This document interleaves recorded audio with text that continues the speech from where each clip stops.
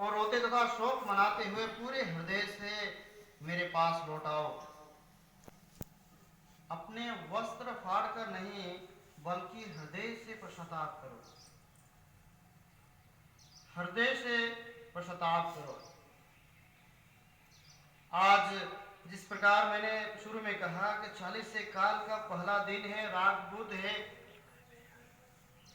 जब हम अपने आप को याद दिलाते हैं कि मैं क्या हूं, मेरी हकीकत क्या है।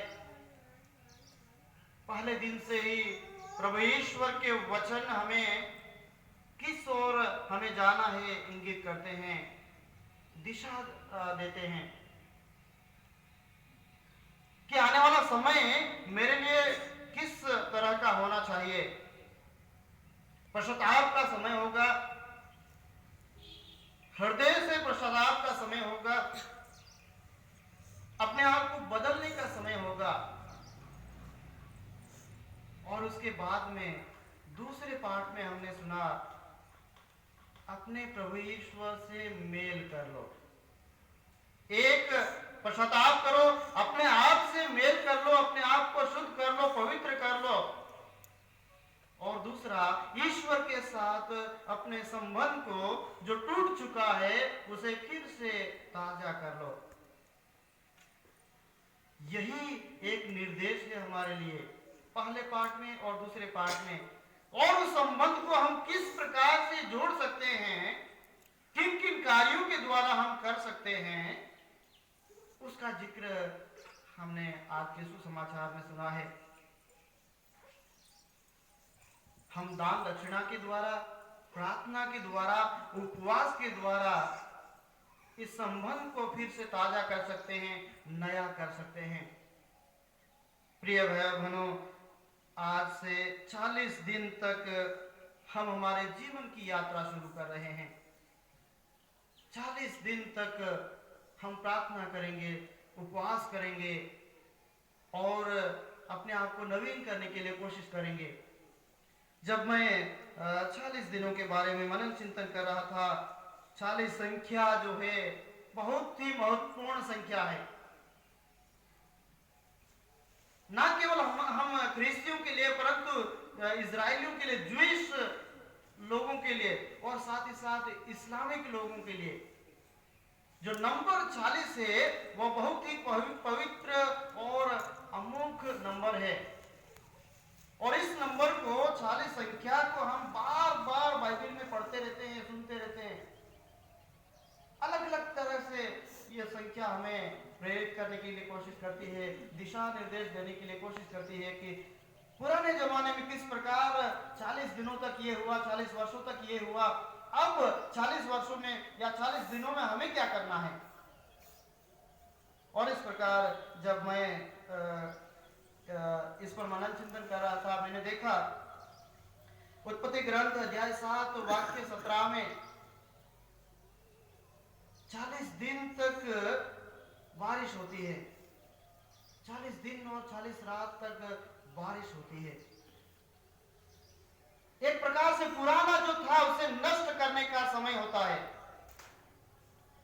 जितना भी पुराना था, जितना भी खराब था, उसे नष्ट किया जाता है 40 दिन और 40 रात में।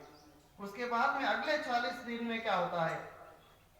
उत्पत्ति ग्रंथ अध्याय 8 वाक्य 6 में वचन कहता है कि नोवा जो जहाज बना करके उसमें अपने परिवार को और सभी जीव जंतुओं के जोड़ों को लेकर के बैठा था, पर्वत के ऊपर 40 दिनों तक इंतजार करता है।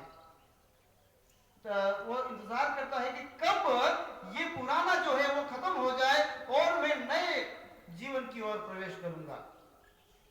40 दिनों के बाद वह अपनी खिड़की खोलता है, लिखा है कि वह जहाज की खिड़की खोलता है। उसके बाद में नंबर्स में अध्याय 13 वाक्य 25 में प्रभु का वचन इजरायलियों के बारे में कहता है।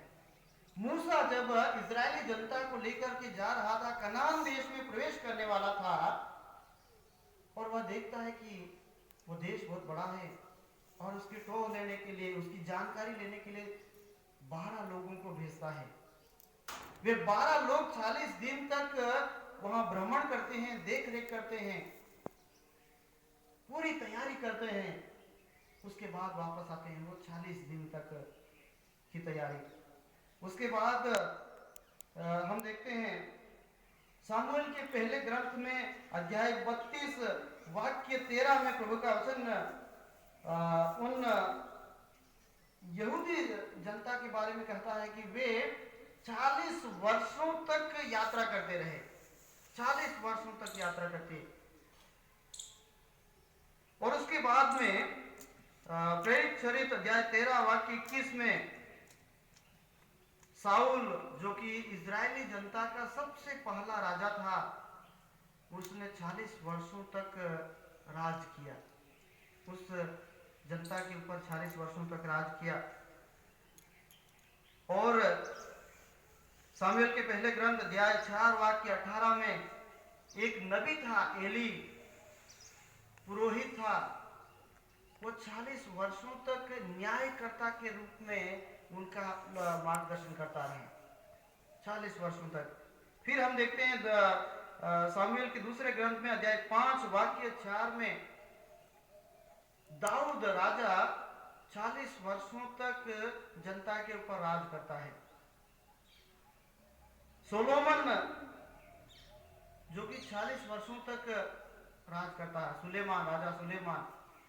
पहले राजाओं के पहले ग्रंथ अध्याय 11 वाक्य 42 में हम पढ़ते हैं इसके बारे में। फिर सामुएल के पहले ग्रंथ अध्याय 17 वाक्य 16 में गोलियत के बारे में हम जानते हैं। राजा दाऊद के उसे हराने से पहले 40 दिनों तक वह उनसे लड़ता रहा, इजरायली लोगों से लड़ता रहा। और उसके बाद में राजा दाऊद आता है और उसे हराता है। पर 40 वर्षों तक उसने संघर्ष किया।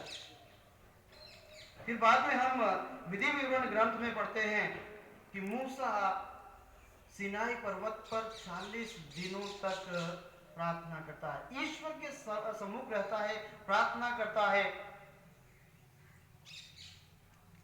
और उसके बाद में अपने चेहरे को या फिर अपने शरीर को परिवर्तित करके एक नए प्राण के रूप में वह नीचे उतरता है, लोगों के सामने जाता है, लोग डर जाते हैं। उसके बाद हम देखते हैं राजाओं का पहला ग्रंथ अध्याय 19 वाक्य 8 में एलाइजा, जो कि 40 दिनों तक मरुभूमि में चलता है, 40 दिनों तक मरुभूमि को पार करता है। विधि विवरण ग्रंथ अध्याय 25 में वाक्य 3 में हम पढ़ते हैं पनिशमेंट के बारे में या सजा के बारे में। अगर किसी को सजा देनी है तो 40 कोड़े लगाएंगे, पूर्ण संख्या 40 कोड़े लगाएंगे, और 40 के बाद में उसे कोई सजा नहीं दी जाएगी। उसके बाद में योना के बारे में हम पढ़ते हैं। निनवे देश के लोगों के लिए, निनवे शहर के लोगों के लिए वह चेतावनी देता है कि 40 दिनों के बाद में आपका शहर नष्ट हो जाएगा। 40 दिनों के बाद में। आगे अगर हम और देखेंगे नए व्यवस्थान में प्रभु यीशु 40 दिनों तक उपवास करते हैं,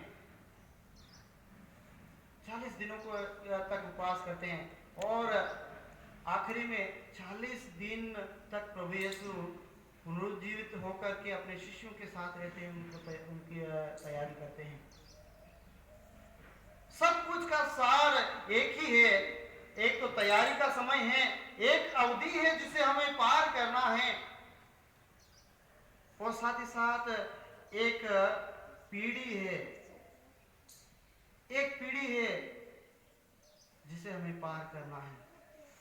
40 साल की एक पीढ़ी है जिसे हमें पार करना है। साथ ही साथ एक जीवन से दूसरे जीवन में प्रवेश करना है। यह हमारे लिए 40 दिन, मात्र 40 दिन ही नहीं है, हमारे लिए एक ये पुराने जीवन को छोड़ करके नए जीवन में प्रवेश करने का समय है। और इसीलिए इंतजार, तैयारी और इस जीवन या इस पीढ़ी को पार करने के लिए हमें यात्रा करनी है। ऐसी यात्रा जो अशुद्धता से शुद्धता की ओर जाती हो। क्या मैं मूसा के समान ईश्वर के साथ समय बिता करके 40 दिन या 40 रात बिता करके अपने आप को परिवर्तित करने के लिए कोशिश करूंगा? क्या मेरा शरीर, मेरी आत्मा ईश्वर से प्रज्वलित हो जाएगी, ईश्वरमय हो जाएगी? क्या जिस प्रकार प्रभु यीशु 40 दिन तक उपवास करते हैं, प्रार्थना करते हैं, ईश्वर के साथ समय बिताते हैं और नई शक्ति के साथ नए जीवन में आते हैं, नए रूप में आते हैं, अपने कार्यों को की शुरुआत करते हैं, क्या मैं इन 40 दिनों के बाद में इस प्रकार का जीवन जीने के लिए, नएपन की ओर आगे बढ़ने के लिए तैयार हूं? अगर मैं ये निर्णय ले रहा हूं कि मुझे अब बदलना है, 40 दिनों में मैं तैयारी करूंगा और बदलूंगा, तो बहुत सारी बातों को मुझे छोड़ना पड़ेगा, बहुत सारी बातों को छोड़ना पड़ेगा, तब जाकर के मैं बदल करके एक नया इंसान बन करके आगे बढ़ूंगा। जब हम देखते हैं कोई भी उपग्रह को पृथ्वी कक्ष में स्थापित किया जाता है, कक्ष में स्थापित करने के लिए एक मिसाइल छोड़ी जाती है कि नहीं? एक मिसाइल छोड़ी जाती है, उस मिसाइल में उस कक्ष को रखा जाता है ऑर्बिट में ले जाने के लिए, उस उपकरण को रखा जाता है ऑर्बिट में दाखिल करने के लिए। और जब उसकी शुरुआत होती है तो बहुत बड़ा शायद रहेगा, परंतु आधे रास्ते पे में जाने के बाद वो क्या करता है, पूरा का पूरा ऊपर वहां तक नहीं जा सकता है, इसलिए वो आधे अपने पार्ट्स छोड़ देता है, नीचे गिरा देता है, और आगे बढ़ने के बाद फिर से आधे पार्ट्स वो छोड़ देता है, निकाल देता है। इस प्रकार से आखिरी में जाते जाते वह केवल छोटा सा एक उपकरण वहां स्थापित करता है, जिसकी वास्तव में जरूरत है उसी उपकरण को पृथ्वी कक्ष में स्थापित किया जाता है। पूरा का पूरा लेके वह नहीं जाता है और जा ही नहीं सकता है। उसी प्रकार 40 काल मेरे लिए, आप लोगों के लिए, माता कलीसिया के लिए ये छोड़ने का समय है। सांसारिकता के बंधनों को छोड़ने का समय है कि मैं धीरे धीरे छोड़ते छोड़ते वो मेरे वास्तविक आत्मा को, पवित्रता को ईश्वर के हाथ में समर्पित कर सकूं। 40 दिनों के बाद एक नए प्राणी के रूप में ईश्वर को मैं अर्पित कर सकूं। परंतु ये सब करने के लिए हमें कुछ करना है, और कुछ करने के लिए जिस प्रकार से प्रभु यीशु ने कहा कि दान दक्षिणा, उपवास और परहेज की जरूरत है। ये भोजन की परहेज की बात नहीं है, भोजन के उपवास की बात नहीं है। उपवास मेरे शब्दों का हो, मेरे विचारों का हो, मेरे बुरे कार्यों का हो, वो उपवास ईश्वर चाहता है, ना कि मेरे भोजन का। यदि मैंने इन 40 दिनों में अपने वचनों को परिवर्तित कर लिया, बदल लिया, अपने व्यवहार को बदल लिया, मैं बोल सकता हूं कहां मेरा ये 40 काल सफल रहा। मैं ईश्वर में हुआ, मैं नया प्राणी बन गया हूं। आइए प्रिय भाई और बहनों, हम वैसे ही नए प्राणी बनने के लिए अपने आप को प्रभु को अर्पित करें। इस 40 काल में जरूर हम भोजन से परहेज करेंगे, परंतु मेरे आध्यात्मिक जीवन में किन किन चीजों की जरूरत है उन्हें अपनाने के लिए कोशिश करेंगे। हो सकता है आज से मैं कुछ बातों को छोड़ूं, मेरे बुरे विचारों को, बुरी बातों को छोड़ूं, और साथ ही साथ अच्छाइयों को अपनाऊं। यदि मैं कभी बाइबल नहीं पढ़ता हूँ, क्यों ना मैं आज से रोज दिन थोड़ा थोड़ा बाइबल पढ़ लूं, या फिर मैं रोज दिन नशा करता हूँ, क्यों ना मैं आज से थोड़ा थोड़ा करके छोड़ दूं और नई चीजों को अपना लूं। मेरी बुरी प्रवृत्तियां हो सकती है, क्यों ना मैं उसे धीरे धीरे करके छोड़ते जाऊं। या फिर मैं कभी मिलता नहीं होऊंगा, आस पड़ोस के लोगों से मैं घृणा या हर प्रकार के भेदभाव की भावना रखता हूँगा। क्यों ना मैं आज से ये प्रयत्न करूं, कोशिश करूं कि मैं उनसे जाके मिलूं, उनके लिए प्रार्थना करूं, अपने लिए नहीं परंतु उनके लिए जीने के लिए कोशिश करूं। आइए ऐसे विचार लेकर के हम प्रभु की इस वेदी पर हमारे निवेदनों को, हमारी कामनाओं को रखते हुए प्रभु से प्रार्थना करें। प्रभु ईश्वर इन 40 दिनों में हमें नए प्राणी बनाए, एक नया प्राणी के रूप में हम जीवन बिताएं, ईश्वर के साथ जीवन बिताने के लिए अपने आप को तैयार करें। आमीन।